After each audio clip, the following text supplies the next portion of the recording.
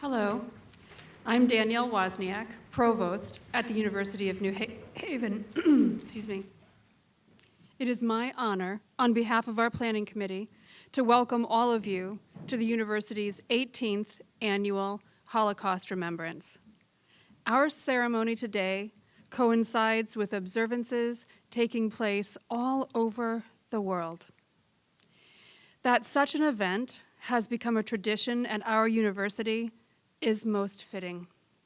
What we commemorate today, the Holocaust, was a singular event of the 20th century, so tragic, so immense in magnitude of its horror, so difficult to comprehend, that even decades after its occurrence, it commands us as teachers and students to make every effort to cultivate the tolerance, awareness, empathy, and understanding that must be the hallmark of our humanity. It commands us in our busy lives to pause, to remember, to commemorate, and to bear witness. The Holocaust included the systematic, bureaucratic, state-sponsored persecution and murder of 6 million Jews, 1/4 of whom were children, by the Nazi regime and its collaborators. Holocaust is a word meaning sacrifice by fire. The Nazis who came to power in Germany in January 1933 believed that the Germans were racially superior and that Jews deemed inferior were an alien threat to the so-called German racial community. Like all fire, the Holocaust burned wherever the triad of hatred, power, and indifference to suffering convened within Nazi territory. Consequently, millions of people belonging to other groups suffered death, tremendous loss, and unimaginable torture and suffering in connection with Nazi efforts to complete their ultimate goal, the complete annihilation of European Jewry.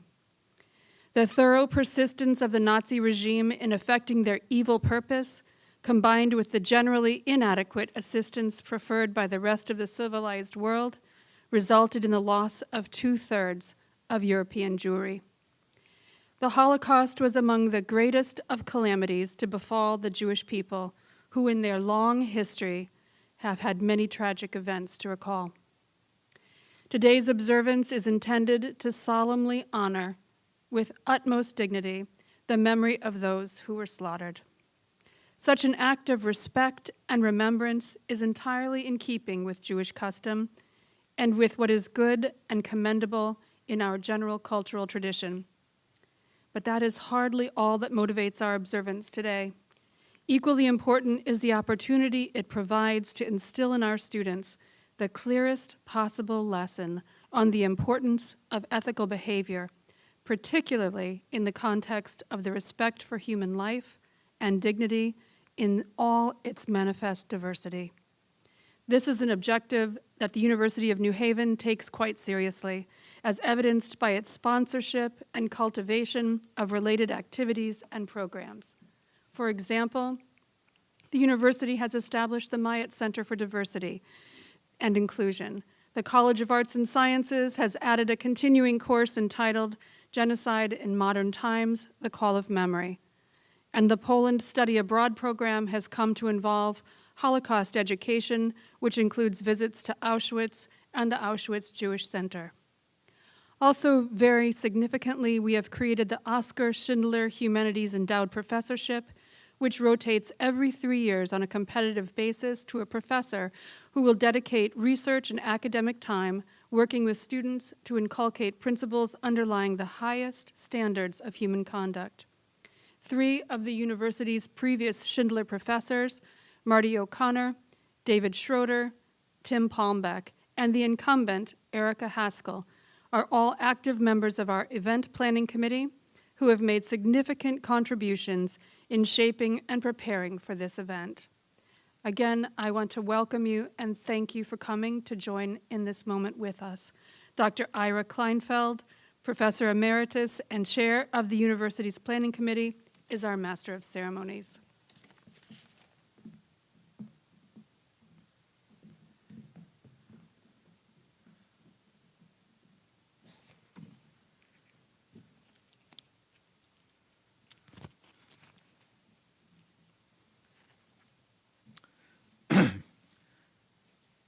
Thank you, Danielle.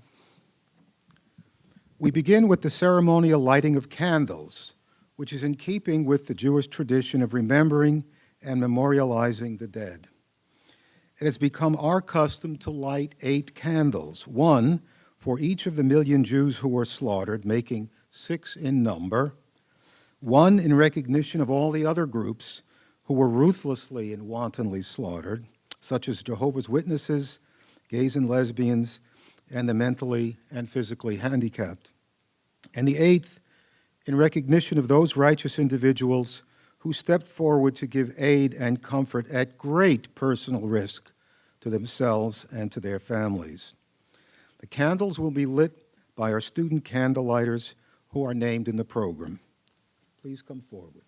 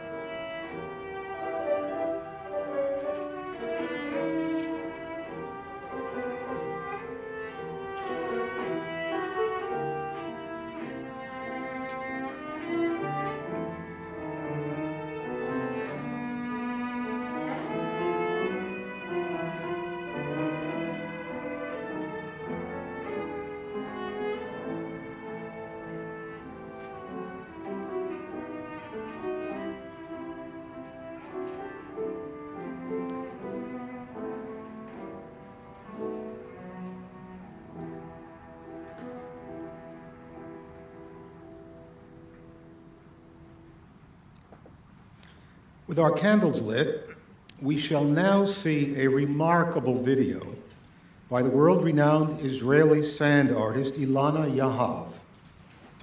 Using only her hands and the medium of sand, she creates a mesmerizing and poignant visual sequence set to music that encapsulates much of what we are memorializing today.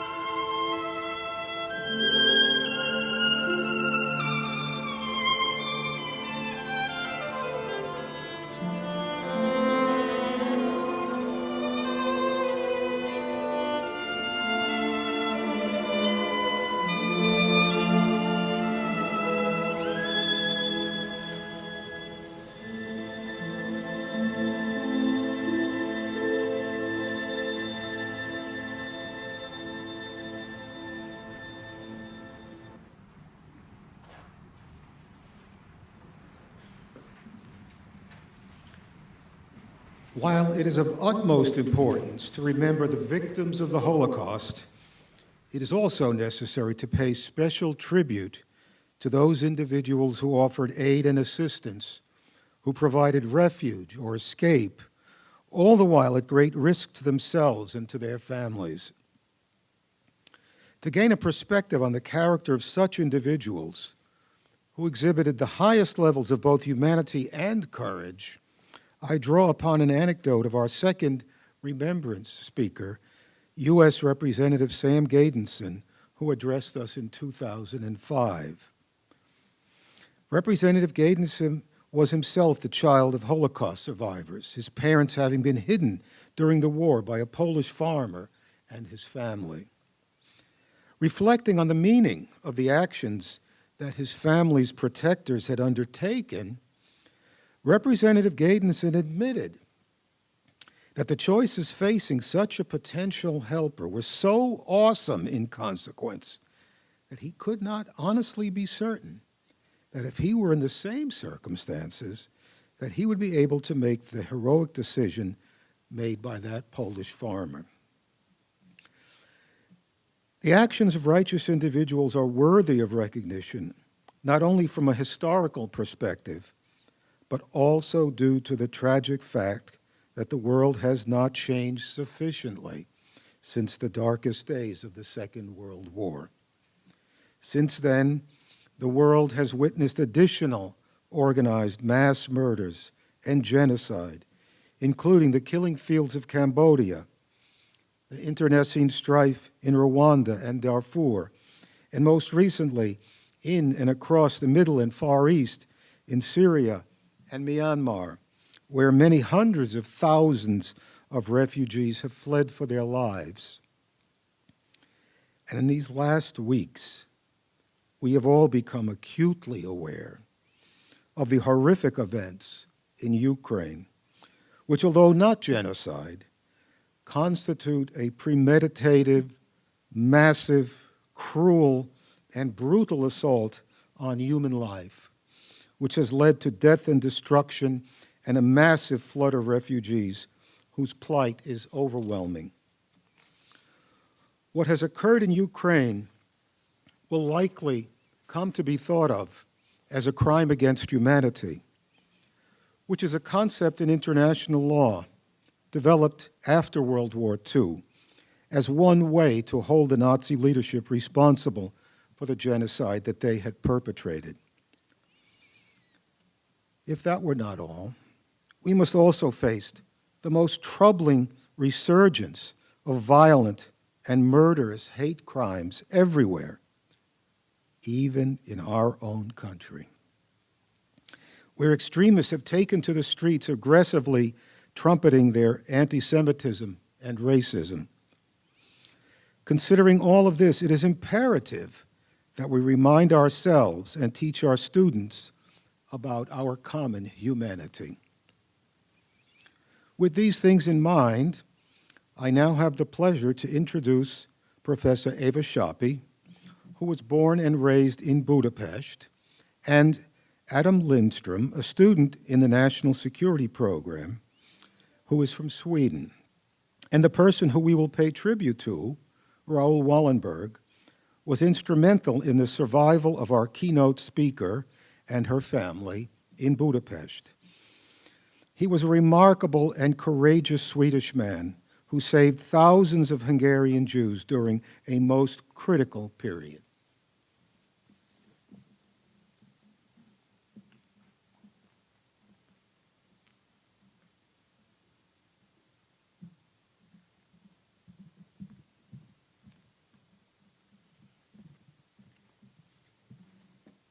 Thank you.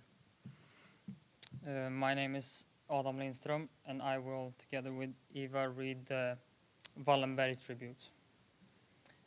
There are different estimates concerning the number of Jews in Budapest, Hungary, that Raoul Wallenberg saved, ranging as high as 100,000. As a result, Wallenberg is undoubtedly one of the foremost civilian heroes of World War II. And here is his story. Raoul Wallenberg was a member of one of Sweden's most prominent families. Extremely intelligent and multilingual, in 1935 he received a Bachelor's of Science degree in architecture from the University of Michigan and then returned home. A career in architecture was not to be, but Wallenberg soon became a major shareholder and the international manager of an import-export firm. His position caused him to make frequent trips to Hungary, where he became familiar with the country and its people. By late June 1944, and owing to its portfolio of languages, business experience, and intellect, Wallenberg had been appointed first secretary of the Swedish diplomatic mission in Budapest. By the time he arrived in Budapest in July 1944, time was very much running out for the Jews in the city. Adolf Eichmann was then engaged in a terror campaign against them, and thousands had already been deported to their deaths at Auschwitz. Although he was not the heroic type in the ordinary sense, Wallenberg was a fearless, skilled negotiator and organizer. He was moreover a good actor, a talent that served him very well during his clashes with the Nazis. He could also show two different personalities. The first, the calm, humorous, intellectual, warm person that co-workers saw. The second was Raoul Wallenberg in confrontations with the Nazis. In those events, he transformed himself into an aggressive person who could shout them out or threaten them on one occasion, flatter or bribe them on the other, as the circumstances required. They were impressed by him and usually gave in to his demands. One reason was his Swedish diplomatic status, which the Germans did not dare to violate. As Sweden, although neutral in war, was a major trading partner with Germany.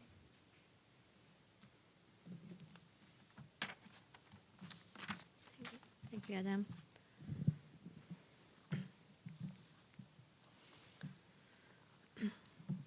Wallenberg did not use traditional diplomacy in his effort to save the Jews. He shocked other diplomats with his unconventional methods.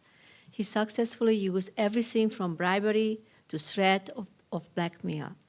He also created his famous Swedish protective passport program and established Swedish houses, proclaimed to be a territory of Sweden and used to shelter Jews. At one point, 15,000 inhabitants were sheltered in these houses, and thousands more were the recipient of the passports, the main means used by Wallenberg to protect the Jews of Hungary. In actuality, the protective passport had no value under international law, but they commanded the respect of those they were designed to influence, which made all of the difference. Wallenberg has ingeniously created them in the colors of Sweden, with appropriate stamps and signatures to reflect that they were official. As a result of Wallenberg's actions, other neutral diplomatic missions in Budapest began to follow his example by issuing protective passports. A number of diplomats from other countries were also inspired to open their own safe houses for Jewish refugees, saving many more from Nazi atrocities. Towards the end of the war, when conditions were totally desperate, Wallenberg issued a simplified version of his protective passport, a mimeograph page that bore only his signature. In the prevailing chaos, even this worked to save additional Jews from the fate that Eichmann and the Nazis had intended. In 1945, Wallenberg was instrumental in the cancellation of the massacres aimed at the largest ghetto of Jews in the city. It is partly due to this that Wallenberg is said to have saved more than 100,000 Jews. Wallenberg continued his Herculean efforts to save the Jews even as the Soviet army advanced on Hungary. One of the last quotes attributable to him as a colleague encouraged him to seek safety was, "To me, there is no other choice. I have accepted this assignment, I could never return to Stockholm without the knowledge that I have done everything in human power to save as many Jews as possible. However, the fate of Wallenberg after the war was an immense tragedy. He never got returned home to Stockholm. He was arrested by the Soviet troops who liberated Budapest from the Nazis. Even though the Soviet government repeatedly denied imprisoning him, it now known that he suffered and languished in the Soviet Gulag, and later to suffer an ignominious and lonely death there. However, his memory lives on. In Jerusalem, a tree named for him on the street of Yad Vashem, known as the Avenue of the Righteous. In Budapest, there is a monument in the plaza in front of the city Great Synagogue. And elsewhere, when attention turns to model of selfless heroism, the name Raoul Wallenberg is remembered as one of the foremost exemplars. Thank you.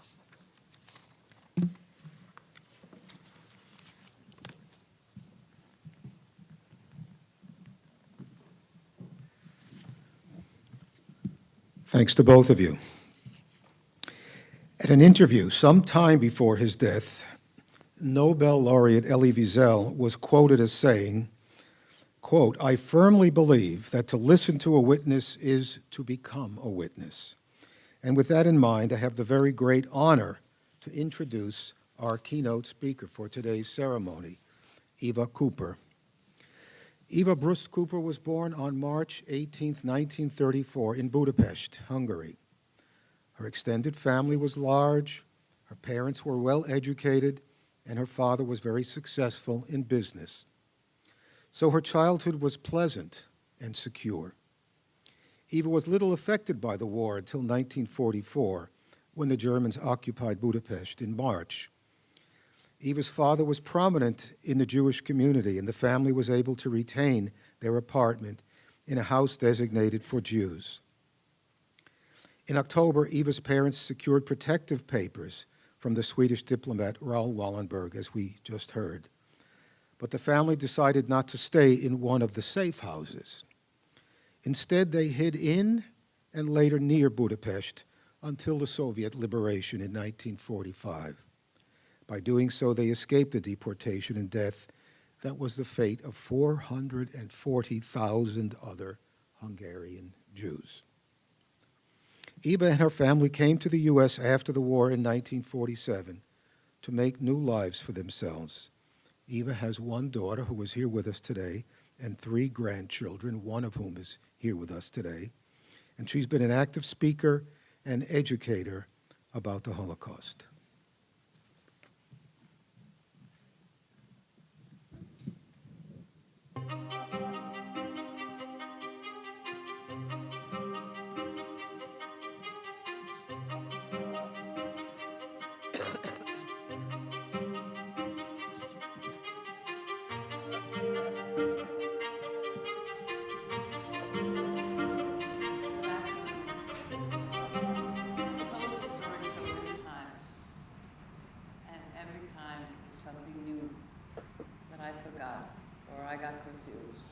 And now there's some things I just plain have forgotten.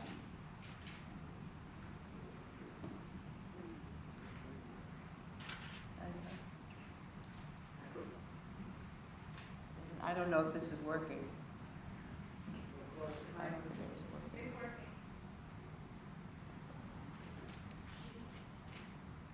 But I didn't have to do anything. Shall we try this microphone? Yeah. Let's try this one. Does this work better? I haven't said anything very exciting. I'm delighted to be here. I'm not delighted on the subject. And it doesn't get better. If anything, it gets worse. And I've gone through many, many years of talking to young children, college children, grown-up children, and everyone is affected very, very differently. And now that you're all given away my actual age, terrible, But what can I tell you? That's part of the gig here. I went to my birthday party with my parents, and a lot of my children, friends were there, with some with nannies and some with parents, on March 18th, 1944. I was 10 years old. Now you can figure that out. Anyhow, it was a lovely party. My favorite food, it still is, a hot dog. That's what we had for lunch, and the chocolate ice cream cake or some such thing. And we were having a wonderful time, and we heard in the background noise. We lived on a very wide street. It was like an avenue, and a lot of marches and demonstrations of their own way were held there. But all of a sudden, the noise became louder and louder. And the grown-ups abandoned the children, very upsetting, and they all went to the window to see what was going on. Well, what was going on was the Germans were marching into Budapest, the last country to be taken over by the Germans. That was the end of my party, which I still resent to this day. They just left. I'm just being silly. So anyhow, everybody went home, and we went home. My parents, a lot of talking, what to do now. The first law that affected us at that particular time, that all the buildings were changed into either Jewish buildings or non-Jewish buildings. So since my father was a rather prominent person in the Jewish community, we were able to stay in our own building. That was the good news. The bad news was we could only have one family in one room. So we had a rather large apartment, and every room became a room of a family. My room became family of 3. There were a lot of only children. And a very good friend of ours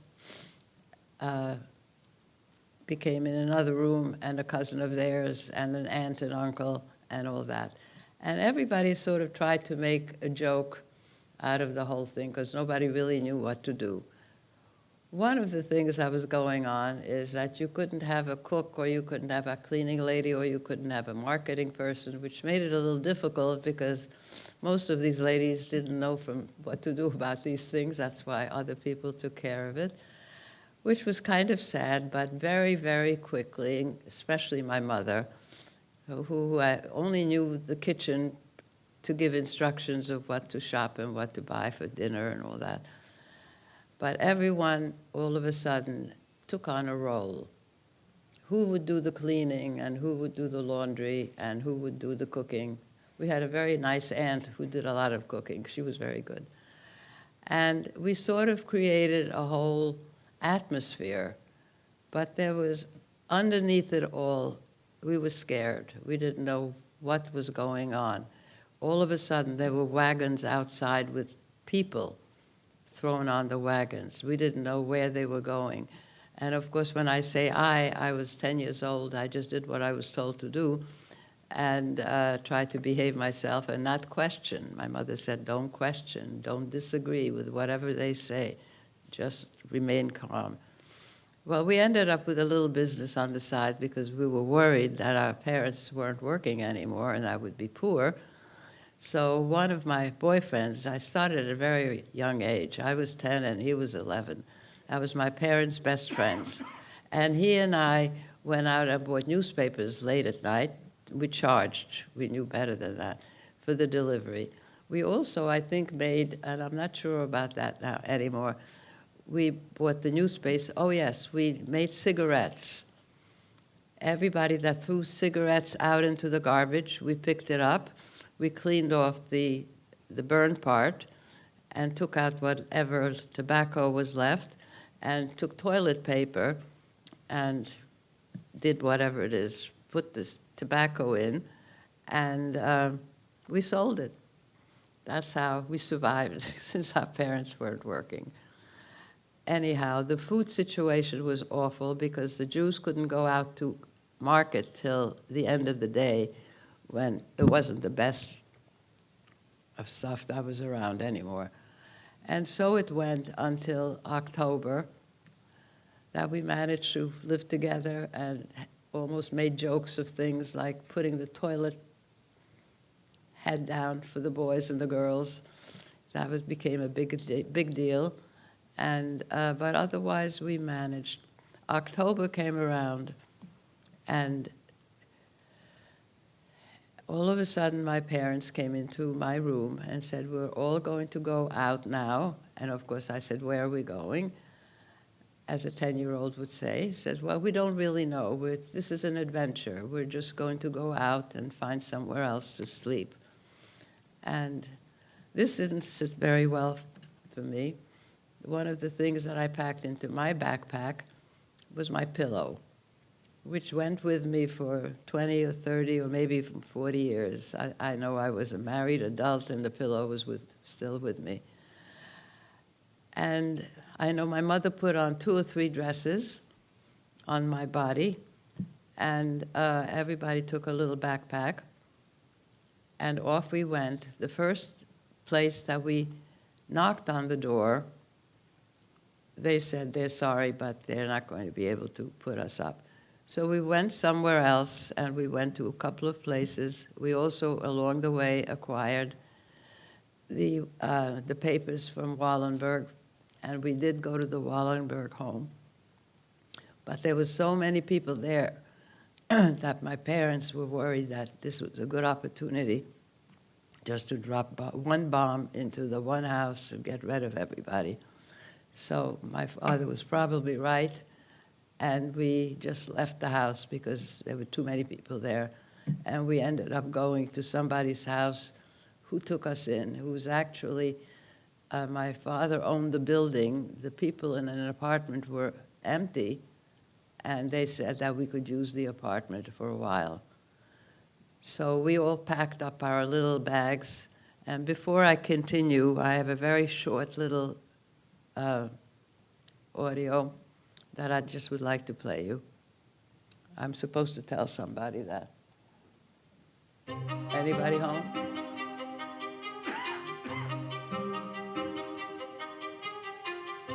Can you make it louder?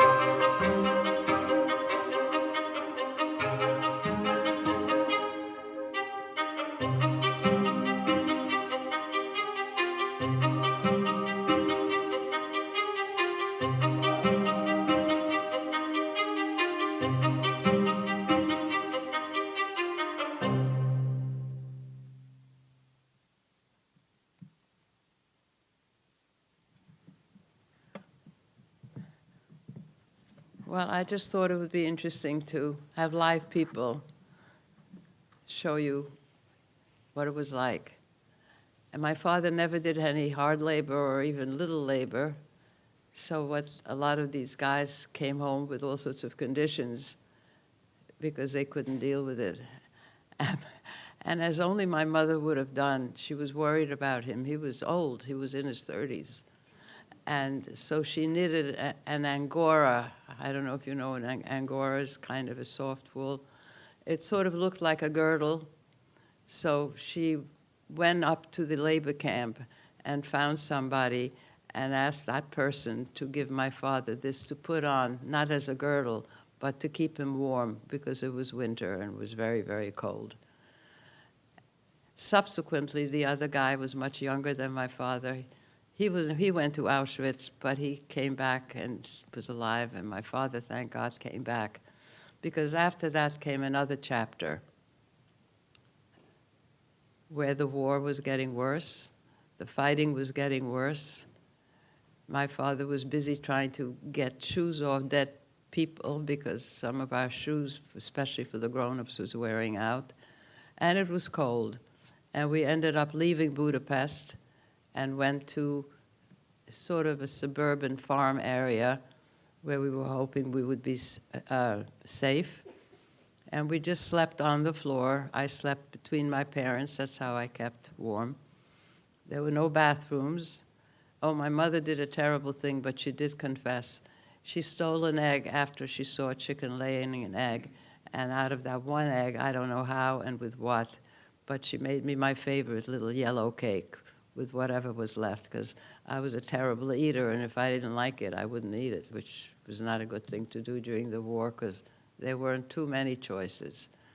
Along the way, that period ended, and my mother made up a story, one of the stories of many, just to keep me calm and not to worry, and that this is an adventure and we'll all be fine and all that kind of stuff. And we saw butterflies flying around. So my mother told me the story about that butterflies, my grandmother, who had died in the United States. So she was my guardian angel, and every time we saw a butterfly, my mother assured me that everything was fine because my mother is flying like up there somewhere, taking care of us.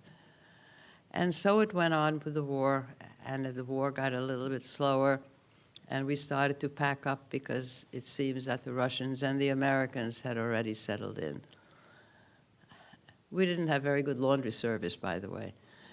And then we did the best we could, and we started to march back, which was quite a long distance, to Budapest, and hoped all was well there. Well, as we are starting to walk away from our place, there were a bunch of Germans with guns and told us to line up. Well, 10 years old, I wasn't quite sure what that meant, but I knew it wasn't good, because by this time you get so ingrained in what you should be scared about and what can work. Well, we were being lined up to be shot, which was not a very happy experience. So we were all just there holding hands and praying a little. Didn't see any butterflies that day. But what did happen is there was a bomb that was dropped very, very close to where we were. All the Germans dropped their equipment and ran. And we did too, but in a different direction. And we went back to Budapest. And on the way back to Budapest, the war had actually ended, but there was still fighting. The Germans were to kill every Jew they could find their hands on, even though the war was over. Not all that different to what's happening today. Excuse me. There were people hung on trees. That was the other side. The Nazis were being hung on trees. People were eating the dead horses and the dead dogs that were all over the road, which is not a very pleasant thing to witness, especially when you're kind of little. And by that time, we all were ready to go home.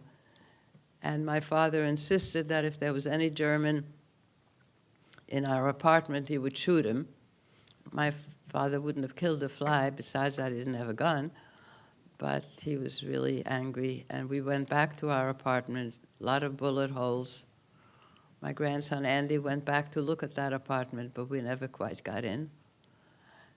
And that's sort of the end of the story, but I did want to tell you one thing. I am one member of a small group who can still speak from personal experiences about those terrible events and perhaps make a difference for future generations. Now, I've been saying this for many, many years, and I never thought what is now happening could happen again. So maybe when you think about it on different levels, see what you can do to end this horrific world. That's my Hungarian accent. Thank you.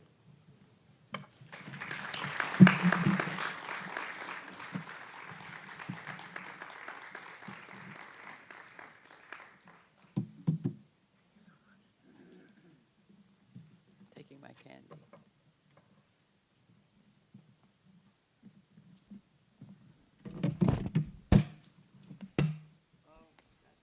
It's okay.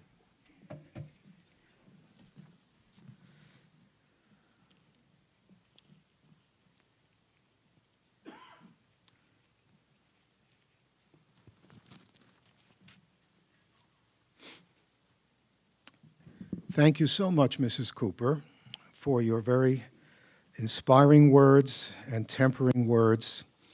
I'm now very pleased to call upon Professor Lauren Kempton, who was a developer and instructor over many years of our course, Genocide, the Call of Memory. She has been a stalwart on the planning committee for this event, and her wisdom has been a beacon for all of us. She will offer us several notable quotations that she has selected on the importance of collective memory for any society that strives for justice and tolerance.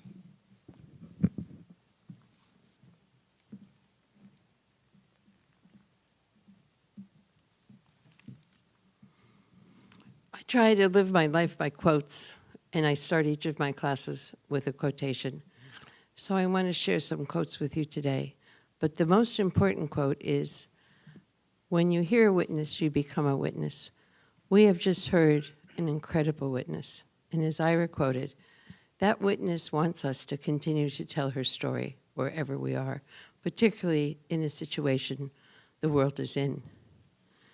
I dedicate my quotes this morning to my dear friends Rudy Fabian and Sonia Kram of blessed memory. I had the honor to interview them for Spielberg's Show a Visual History project, and they became my friends. The first quote is from Elie Wiesel. He said, "Just as memory preserves the past, so does it ensure our future, and our dedication is to both." And we just heard an amazing memory, and we must dedicate ourselves to keep telling the story. Your story. The second quote is, "It is often from one book, one quote, or one saying that a choice is made, a choice for humanity, a choice for life." My last quote is particularly applicable to the situation today and what happened in Babi Yar twice in Ukraine.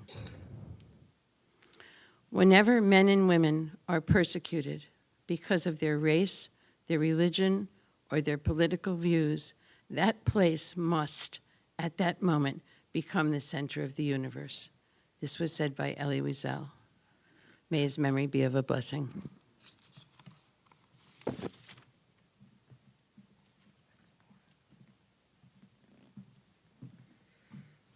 Thank you, Lauren, for all that you've done to contribute to our annual event, and we wish you all the very best in your upcoming retirement from the faculty. At this time, I'll ask the following individuals to join in an act of communal solidarity. Judy Alperin, Chief Executive Officer of the Jewish Federation of Greater New Haven, Captain Captain Spencer Farabee, Company Commander, University Army ROTC, Mario Gabori, the university's very first Schindler Professor and now Dean of the Henry C. Lee College of Criminal Justice and Forensic Science, Professor Erica Haskell, the current Oscar Schindler Professor, Professor Emeritus Ben Judd, Professor Lauren Kempton, developer and teacher for UNH's course Genocide in Modern Times, Sidney Perry, community leader and educator, our 2006 keynote speaker, and the original consultant for structuring this event. Margie Lipschitz Shapiro, Associate Director, Anti-Defamation League, New Haven, Associate Dean and former Schindler Professor, David Schroeder, Professor Howard Stouffer, Professor Bradley Woodworth, and our Vice President for Academic Affairs and Provost, Danielle Wozniak. On behalf of us all, they will read the names of those victims of the Holocaust who were relatives of members of our university family. While these names are being read, photographs are being projected for those that we have. After the last name has been read, I ask that we maintain a full minute of silence for personal contemplation and reflection.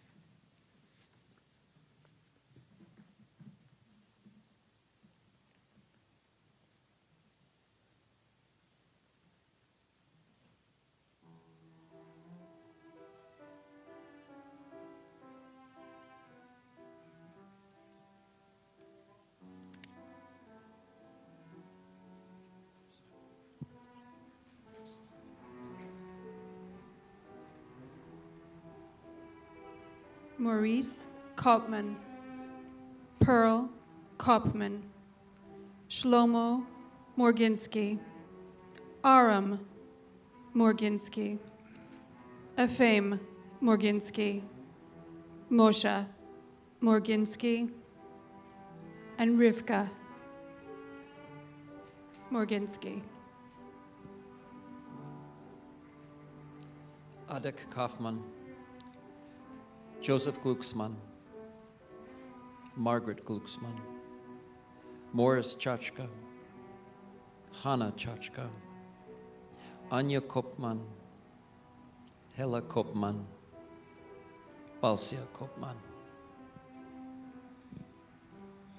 Leah Pfefferberg, Freemer Drunowitz, Jacob Glotstein, Joseph Bloder, Rose Bloder, Karl Kaufmann, Regina Kaufmann, Sevik Kaufmann.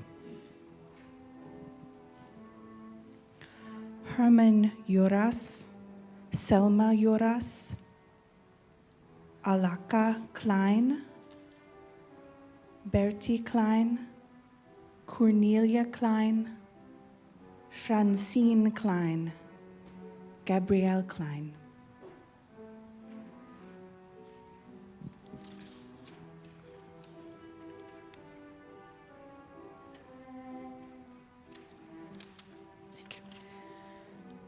Rose Kleinfeld, Lazar Kleinfeld, Martha Manassa, Michael Markovich, Rahey Medvedeva, Shlomo Medvede.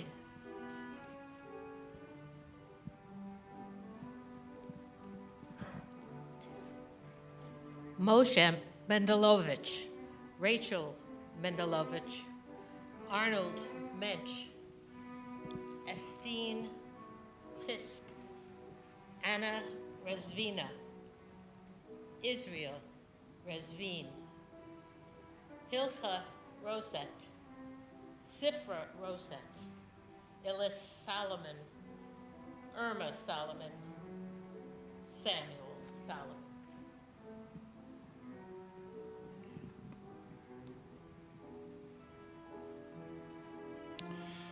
Hermina Klein, Joseph Klein, Louis Klein, Magda Klein, Miklos Klein, Sari Klein. Thea Schlessel, Rita Schlessel, Heinz Schlessel, Hasia Spitalnik, Samuel Spitalnik. Samuel Bagelman, Burl Becker, Danny Becker, Edith Becker, Rudolph Benko, David Bober and family, Berta Diamond, Frank Friedman. Elise Gossman, Greta Gossman, Hannah Grunfeld, Laszlo Grunfeld, Miriam Grunfeld, Brigitte Josef, Herta Josef. Isidore Frank, Ilza Grosinger, Benjamin Fried, Gisela Fried, Helen Solomon Fried, Elona Fried, Illis Fried, Lois Fried. Goldenberg family, Shmuel, Amelia, Martin, Toby, David, Bernard, Yakov, Avigdor, Ruchel. Yitzhak Yozovitz family, Heinz Sternhem, Ida Sternhem, Herman Sternhem, Iboya Tesler, Miriam Weiss, the Tosk family, Iko Meyer, Philippe, Rachel, Hirsch, Chana, and Golda.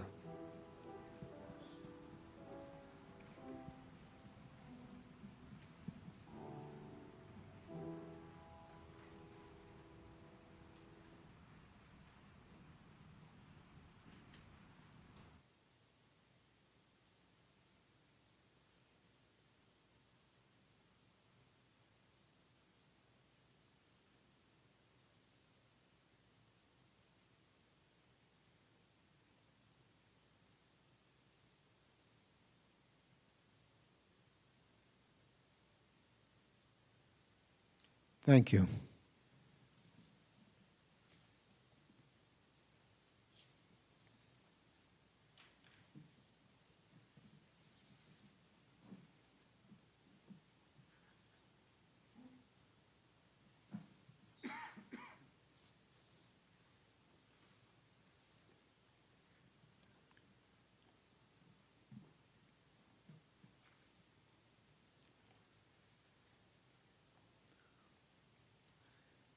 At this time, our musicians will perform the theme from Schindler's List by John Williams.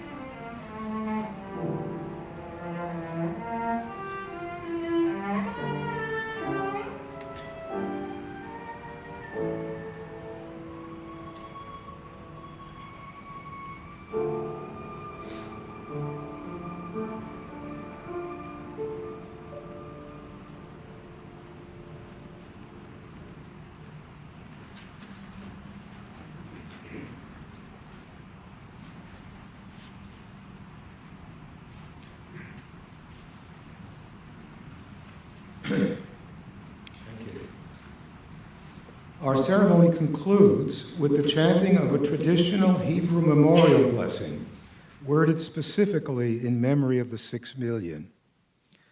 For this, we are fortunate to have with us Rabbi Richard Eisenberg, who has so ably served this community as spiritual leader, counselor, and teacher.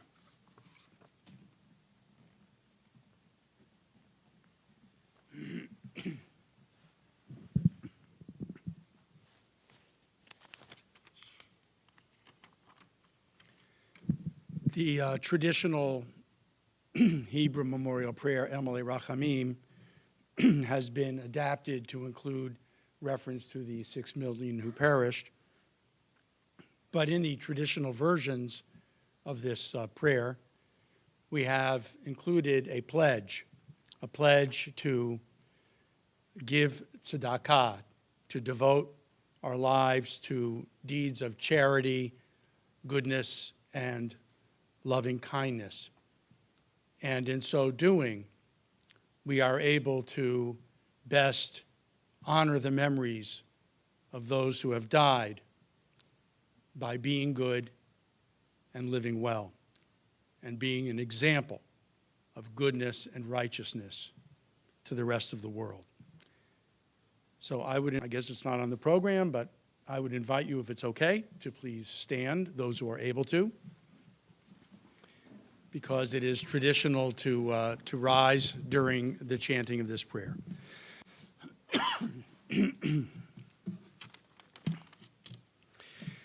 El male rachamim, shochein b'meromim, hamtzei menucha nechona, tachat kanfei hashechina. B'malot kedoshim u'tehorim kezohar harakiya, mazirim l'nishmot. Kol acheinu b'nei Yisrael shenitbechu v'shoah, anashim, nashim v'taf, shenechneku v'shenisrefu v'shenehergu, shemasru et nafsham al kiddush Hashem. Began Eden eteh menuchatam, anabala rachamim, astireim beseter kenafecha leolamim. Utzror bitzror achayim et nishmotehem, Adonai unachalatam, v'yanuchu v'shalom al mishkevotehem, V'nomar, Amen. Exalted, compassionate God, grant infinite rest in your sheltering presence among the holy and pure who shine as the brightness of the firmament, to the souls of our brethren who perished in the Shoah, men, women, and children of the house of Israel who were slaughtered and suffocated and burned to ashes. May their memory endure and inspire deeds of charity and goodness in our lives. May their souls thus be bound up in the bond of life everlasting. May they rest in peace. And let us all say, Amen.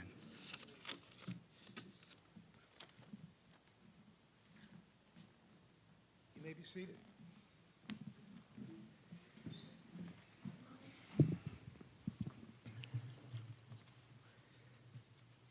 Now that our ceremony is over, I wish to thank you all for attending and want to thank all who worked so hard to make it happen.